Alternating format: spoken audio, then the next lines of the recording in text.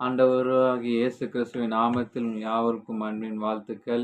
இந்த மார்னிங் மன்னா என்ற தின தியானத்தின் மூலமாய் உங்களை சந்திப்பதிலே மிகுந்த மகிழ்ச்சி. கர்த்தர் இந்த நாளுக்குரிய வார்த்தை, தாமதங்கள் என்பது மறுத்தல்கள் அல்ல என்று சொல்லி வசனம். தலைப்பு எடுத்து வாசிப்போம். யோவான் 11ஆம் அதிகாரம் 21ஆம் வசனம். மார்த்தாள் இயேசுவினிடத்தில் வந்து, ஆண்டவரே, நீர் இங்கே இருந்தீரானால் என் சகோதரன் மரித்திருக்க மாட்டான். இயேசு மார்த்தாள் மரியாளை நேசித்திருந்தால் அவர்களை வீட்டிற்கு சென்று லாசருவை வந்து குணப்படுத்துவதை தாமதப்படுத்தி இருந்தாங்க என்று ஒருவேளை நம்ம எண்ண முடியலாம்.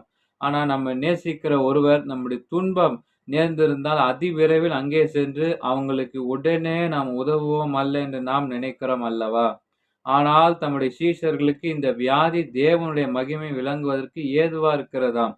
தேவனுடைய குமாரனும் அதனால் மகிமைப்படுவார் என்று கூறியதை யோவான் 11:4 வசனத்திலிருந்து நாம் அறிந்து கொள்ள முடியும். யோவான் 11:40 நீ விசுவாசித்தால் தேவனுடைய மகிமையை காண்பா என்று நான் உங்களுக்கு சொல்லவில்லையா என்று மார்த்தாள் இடத்தில் அவர் கூறியது உறுதிப்படுத்துகிறது அல்லவா?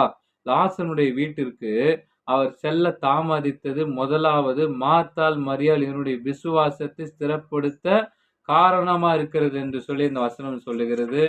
ஆமென். நாம் ஜெபிக்க விரும்புகிறேன். ஆண்டவரே, சில வேளை என் ஜெபத்துக்கு பதில் தர நீர் தாமதிக்கும் போது நான் சோர்ந்து போய் ஜெபத்தை நிறுத்தி விடாதிருக்க உதவும்.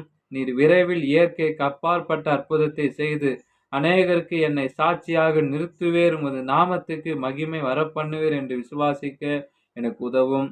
இயேசுவின் நாமத்தில் ஆமென். Have a blessed day. God bless you. கர்த்தர் தாமே உங்களை ஆசீர்வதிப்பாராக. ஆமென்.